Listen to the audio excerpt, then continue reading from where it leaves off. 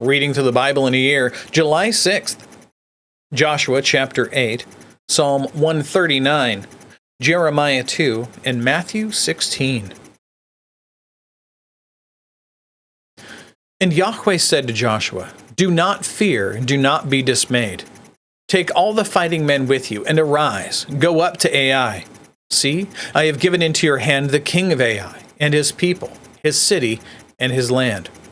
You shall do to Ai and its king as you did to Jericho and its king. Only its spoil and its livestock you shall take as plunder for yourselves. Lay an ambush against the city behind it." So Joshua and all the fighting men arose to go up to Ai, and Joshua chose 30,000 mighty men of valor and sent them out by night. And he commanded them, "Behold, you shall lie in ambush against the city behind it. Do not go very far from the city, but all of you remain ready. And I and all the people who are with me will approach the city. When they come out against us, just as before, we shall flee before them. And they will come out after us until we have drawn them away from the city. For they will say, 'They are fleeing from us just as before.' So we will flee before them. Then you shall rise up from the ambush and seize the city. For Yahweh, your God, will give it into your hand. And as soon as you have taken the city, you shall set the city on fire. You shall do according to the word of Yahweh.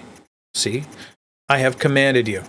So Joshua sent them out, and they went to the place of ambush and lay between Bethel and Ai, to the west of Ai. But Joshua spent that night among the people. Joshua arose early in the morning and mustered the people, and went up, he and all the elders of Israel, before the people to Ai. And all the fighting men who were with him went up, and drew near before the city, and encamped on the north side of Ai, with a ravine between them and Ai. And he took about 5,000 men, and set them in ambush between Bethel and Ai, to the west of the city. So they stationed the forces, the main encampment that was north of the city, and its rear guard west of the city. But Joshua spent that night in the valley. And as soon as the king of Ai saw this, he and all his people, the men of the city, hurried and went out early to the appointed place toward the Arabah to meet Israel in battle. But he did not know that there was an ambush against him behind the city. And Joshua and all Israel pretended to be beaten before them, and fled in the direction of the wilderness. So all the people who were in the city were called together to pursue them. And as they pursued Joshua, they were drawn away from the city. Not a man was left in Ai or Bethel who did not go out after Israel. They left the city open and pursued Israel. Then Yahweh said to Joshua, "Stretch out the javelin that is in your hand toward Ai, for I will give it into your hand." And Joshua stretched out the javelin that was in his hand toward the city. And the men in the ambush rose quickly out of their place. And as soon as he had stretched out his hand, they ran and entered the city and captured it. And they hurried to set the city on fire. So when the men of Ai looked back, behold, the smoke of the city went up to heaven. They had no power to flee this way or that. For the people who fled to the wilderness turned back against the pursuers. And when Joshua and all Israel saw that the ambush had captured the city, and that the smoke of the city went up, then they turned back and struck down the men of Ai. And the others came out from the city against them, so that they were in the midst of Israel, some on this side and some on that side. And Israel struck them down until there was none left that survived or escaped. But the king of Ai they took alive and brought him near to Joshua. When Israel had finished killing all the inhabitants of Ai in the open wilderness where they pursued them, and all of them to the very last had fallen by the edge of the sword, all Israel returned to Ai and struck it down with the edge of the sword. And all who fell that day, both men and women, were 12,000, all the people of Ai. But Joshua did not draw back his hand with which he stretched out the javelin until he had devoted all the inhabitants of Ai to destruction. Only the livestock and the spoil of that city Israel took as their plunder, according to the word of Yahweh that he commanded to Joshua. So Joshua burned Ai, and made it forever a heap of ruins, as it is to this day. And he hanged the king of Ai on a tree until evening. And at sunset Joshua commanded, And they took his body down from the tree and threw it at the entrance of the gate of the city, and raised over it a great heap of stones, which stands there to this day. At that time, Joshua built an altar to Yahweh, the God of Israel, on Mount Ebal, just as Moses, the servant of Yahweh, had commanded the people of Israel, as it is written in the book of the law of Moses, an altar of uncut stones, upon which no man has wielded an iron tool, and they offered on it burnt offerings to Yahweh, and sacrificed peace offerings. And there, in the presence of the people of Israel, he wrote on the stones a copy of the law of Moses, which he had written. And all Israel, sojourner as well as native born, and with their elders and officers and their judges, stood on opposite sides of the ark before the Levitical priests who carried the ark of the covenant of Yahweh, half of them in front of Mount Gerizim and half of them in front of Mount Ebal, just as Moses, the servant of Yahweh, had commanded them at the first, to bless the people of Israel. Afterward, he read all the words of the law, the blessing and the curse, according to all that is written in the book of the law. There was not a word of all that Moses commanded that Joshua did not read before all the assembly of Israel, and the women and the little ones and the sojourners who lived among them. Here's the map of that area being brought up for you, so you can see what that looks like. All right, now Psalm 139.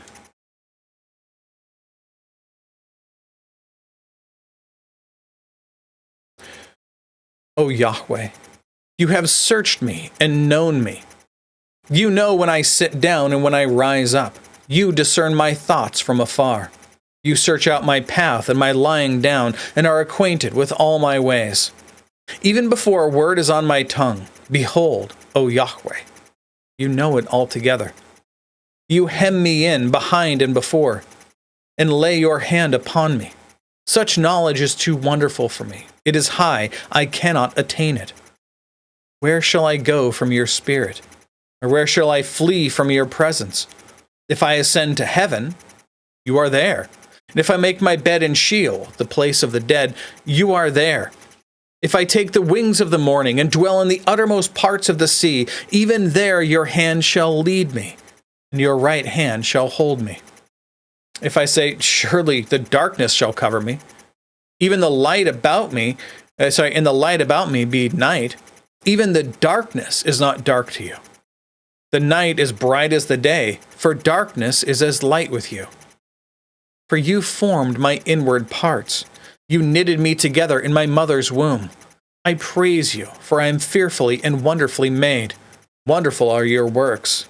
My soul knows it very well. My frame was not hidden from you when I was being made in secret, intricately woven in the depths of the earth. Your eyes saw my unformed substance. In your book were written, every one of them, the days that were formed for me, when as yet there was none of them. How precious to me are your thoughts, O God! How vast is the sum of them! If I would count them, they are more than the sand. I awake, and I am still with you. Oh, that you would slay the wicked, O God! O men of blood, depart from me. They speak against you with malicious intent. Your enemies take your name in vain. Do I not hate those who hate you, O Yahweh? And do I not loathe those who rise up against you? I hate them with complete hatred. I count them my enemies. Search me, O God, and know my heart. Try me and know my thoughts, and see if there be any grievous way in me, and lead me in the way everlasting. Now, Jeremiah chapter 2.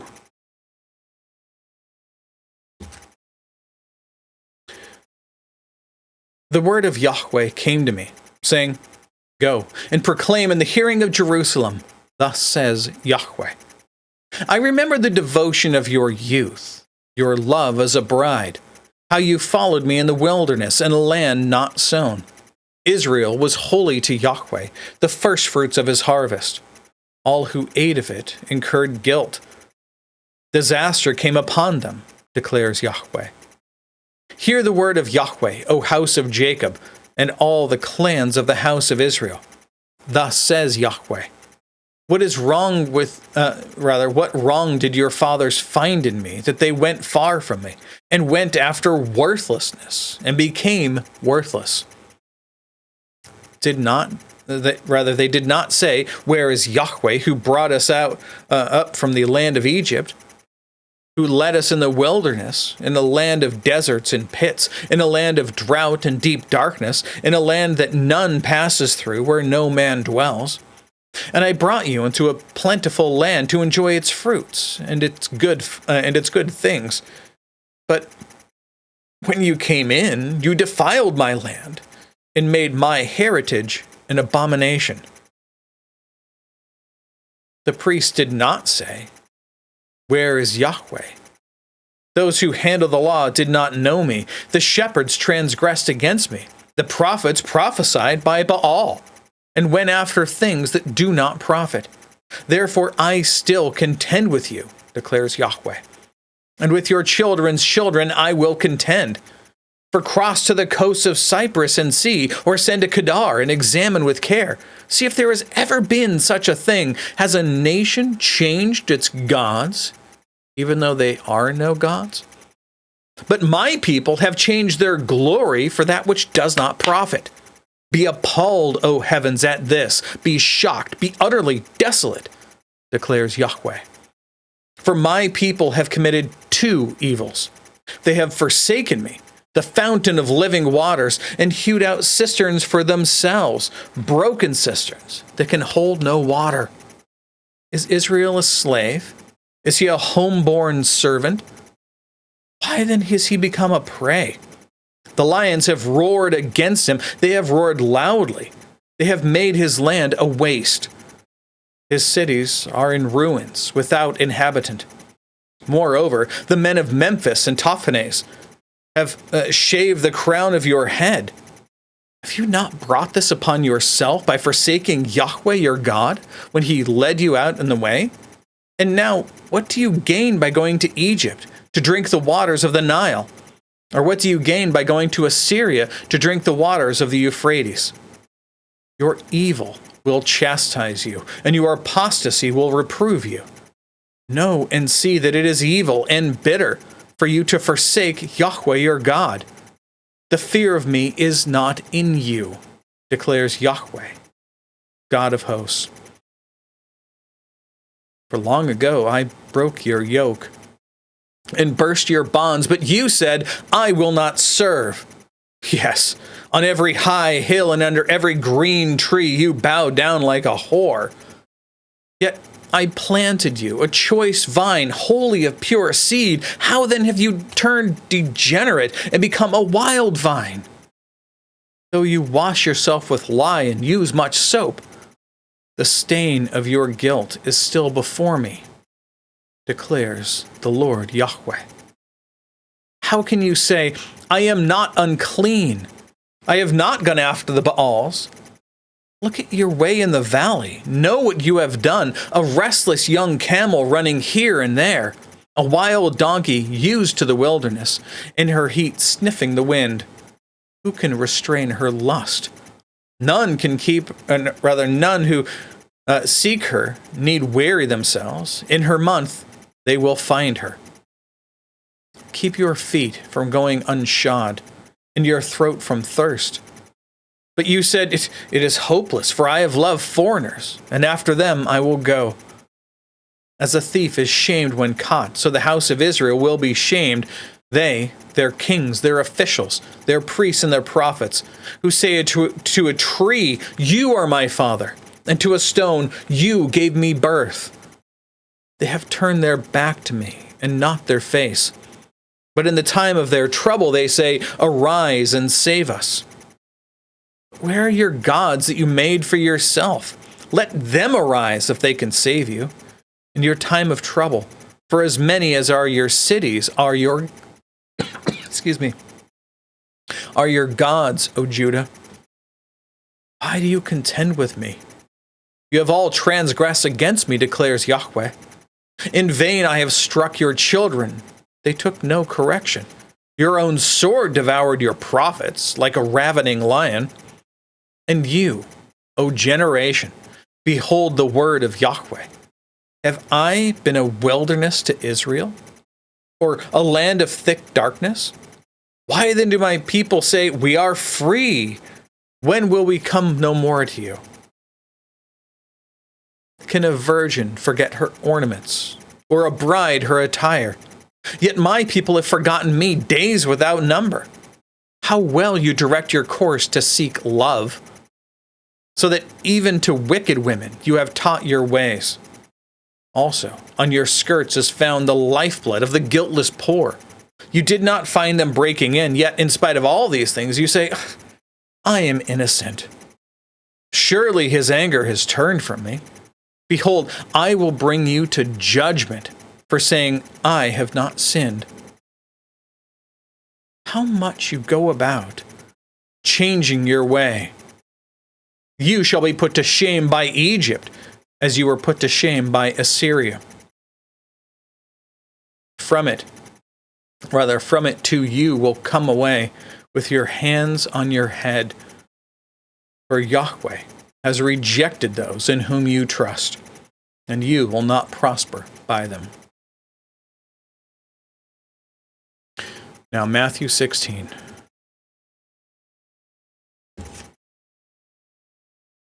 And the Pharisees and Sadducees came. This is now both factions of the ruling class of the Jews. To test him, they asked him to show them a sign from heaven. And he answered them, when it is evening, you say, it will be fair weather, for the sky is red. And in the morning, it will be stormy today, for the sky is red and threatening. You know how to interpret the appearance of the sky, but you cannot interpret the signs of the times. An evil and adulterous generation seeks for a sign, but no sign will be given to it, except the sign of Jonah. So he left them and departed. When the disciples reached the other side, they had forgotten to bring any bread. And Jesus said to them, watch and beware of the leaven of the Pharisees and the Sadducees. The disciples began discussing it amongst themselves, saying, we have brought no bread. But Jesus, aware of this, said, oh, you have little faith. Why are you discussing amongst yourselves the fact that you have no bread? Do you not yet perceive? Do you not yet remember the 5 loaves for the 5,000, and how many baskets you gathered? Or the 7 loaves for the 4,000, and how many baskets you gathered? How is it that you fail to understand that I did not speak about bread? Beware of the leaven of the Pharisees and Sadducees. Then they understood that he did not tell them to beware of the leaven of bread, but of the teaching of the Pharisees and the Sadducees. Now, when Jesus came into the district of Caesarea Philippi, he asked his disciples, who do the people say that the Son of Man is? They said, some say John the Baptist, others say Elijah, and others Jeremiah or one of the prophets. And he said to them, but who do you say that I am? Simon Peter replied, you are the Christ, the Son of the living God. Again, these are messianic titles. They're basically saying you are the Mashiach, the Messiah of God. And Jesus answered him, blessed are you, Simon Bar Jonah, meaning Simon, son of Jonah. For flesh and blood has not revealed this to you, but my Father who is in heaven. And I tell you, you are Peter, which means small stone. And on this rock I will build my church, and the gates of hell shall not prevail against it. I will give you the keys of the kingdom of heaven, and whatever you bind on earth shall be bound in heaven, whatever you loose on earth shall be loosed in heaven. What's this about? All right, so the Roman Catholics will take this to say, right here, he is being made to be the first pope. No. Well, he said that you are Peter, and upon this rock, that's what Peter means, this rock, upon you I'm going to build my church. No. He says, well, he gives him the keys of the kingdom of heaven. Yeah, but not to him. That's the royal you. I will give you the keys of the kingdom of heaven. He's speaking to all of his disciples. He's talking first to Peter, and then he changes what he's saying and is talking to the whole group. Here's how we can know that. 1, I tell you, you are Peter, and on this rock, not Peter, which means, again, small stone, he's saying, on this rock. What's the rock? The fact that he is the Christ of God. He is the Messiah. It's upon this this proclamation that he's giving, this faith that they have that Jesus is the Christ of God. It's with this and on that he's going to build his church. Okay, so then what is this keys of kingdom of heaven? Whatever you bind on earth shall be bound in heaven. Whatever you loose on earth shall be loosed in heaven. Every single time we go through this, I explain it in much detail. But every time I do that, I also realize that there are some great notes in here from the both the Reformation Study Bible and also from the ESV Study Bible. I'm bringing up all the notes here from the ESV Study Bible for you to see. And this time I'm going to read the notes from the ESV Study Bible. Let's begin. The keys of the kingdom of heaven. Peter is given the authority to admit entrance into the kingdom through the preaching of the gospel. Those are the keys. An authority that is subsequently granted to all who are called to proclaim the gospel, which includes the disciples. These are the apostles. This is also why we see Peter and John going out and among all of the people to whom the gospel is sent. We see it signified by Peter and sometimes John, sometimes just Peter, going and laying on their hands, as with Philip and the Samaritans, or as with Peter when he goes and he's preaching the gospel to the Gentiles, right? With the centurion and his whole family. And again, later on, we see it with whom? Well, we see it with Paul. Paul's not mentioned here. In fact, Paul gets converted later. But we still see Paul do the same thing that's being done here, or it's being referenced here. When he goes out to the ends of the earth, when he goes on his missionary journeys and covers all of the known world at that time, what is he doing? He's preaching the gospel, that Jesus is the Christ of God. That is what's being brought up here. Continuing on with the notes. Note the contrast with the scribes and Pharisees who shut the kingdom in people's faces, neither entering themselves nor allowing others to enter. We'll read that when we get to Matthew 23. In Acts, Peter is the apostle who first preaches the message to the kingdom of the Jews at Pentecost, Acts chapter 2. To the Samaritans, Acts chapter 8, and to the Gentiles, Acts 10. These are things we talked about. Now the line, whatever you bind, whatever you loose. Peter also has the authority to exercise discipline concerning right and wrong conduct for those in the kingdom. But we'll get into more of this in Matthew 18 when we talk about how it is that we exercise discipline within the church. Now, this is an authority that is not exclusive to Peter. Again, a Roman Catholic will say, well, he's the Pope, so he has... No, that's not true at all. Again, Pope means Papa, as in father. Saying that Peter is the father of the church. There's other titles that they give, the vicar of Christ, as in he vicariously takes the mantle of Christ upon himself. These are blasphemous terms. This isn't what we're talking about at all. Back to the notes. This is an authority that is not exclusive to Peter, but it is extended to the church as a whole.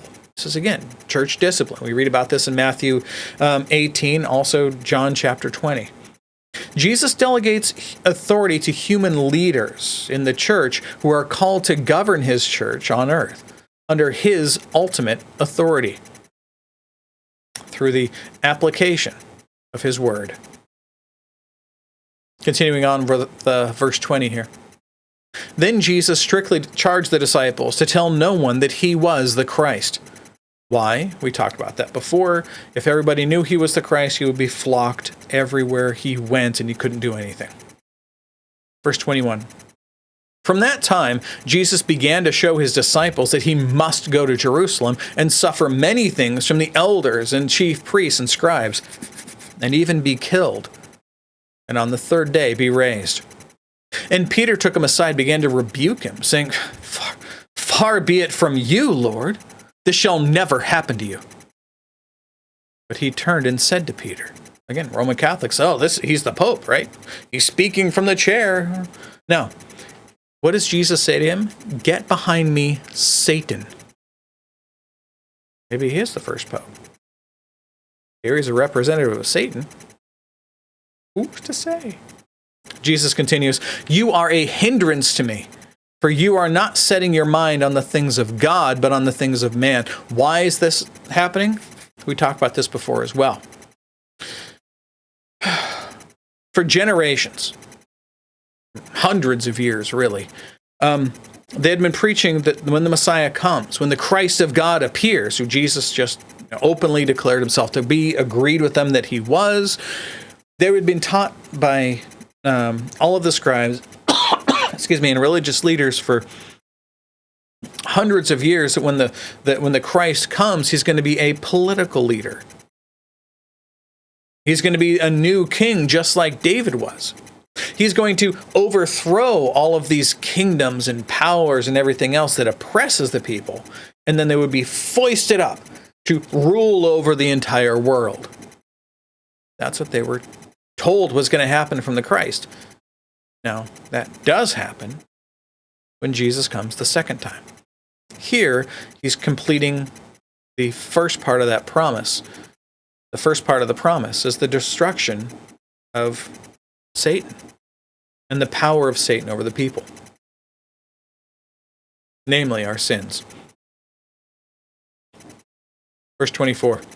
Then Jesus told his disciples, if anyone would come after me, let him deny himself and take up his cross and follow me. For whoever would save his life will lose it, but whoever loses his life for my sake will find it. For what will it profit a man if he gains the whole world and forfeits his soul? Or what shall a man give in return for his soul? For the Son of Man is going to come with his angels in the glory of his Father. Then he will repay each person according to what he has done. Truly, I say to you, there are some standing here who will not taste death until they see the Son of Man coming in his kingdom. This is another section that we have to go through very carefully and read the notes on it. I'm going to go ahead and read the note from the Reformation Study Bible here. This statement is often interpreted as referring to the Transfiguration, which always follows that statement. And every one of the accounts where we have it in the Bible, the Transfiguration comes right after it. This statement, another possibility is the destruction of Jerusalem. But the context here is not focused on the judgment of Israel. The coming of the Son of Man here likely relates to the entire process by which Jesus receives dominion, especially his resurrection, ascension, and sending of the Spirit at the Pentecost. All these things happen during the lifetime of the disciples. Those disciples, remember he's talking to his disciples as in the large group of people who follow him, but his apostles are also there within that group. These are the apostles who would be witnesses to all these things, who would then send it out to the rest of the church and beyond. That's it for today. That's all the reading and all of the notes. God willing, we'll be back tomorrow. Behold, the word of the Lord.